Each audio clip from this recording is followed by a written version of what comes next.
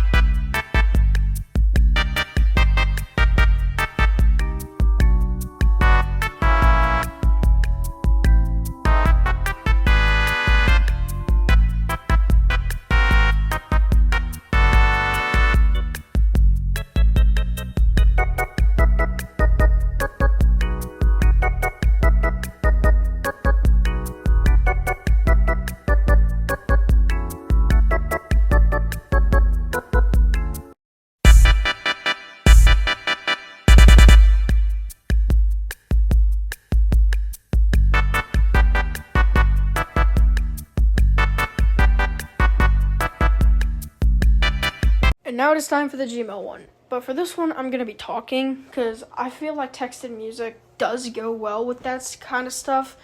But I just wanted to talk in this one so you have a better bit of evaluation of this. So here we go. I'm about to talk through it. First, go down to the compose button and then go to and then type in my email as is shown right there as I am typing it.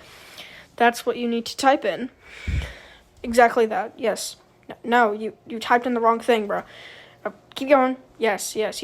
I should be the only option right there. And then boom. Do horn show.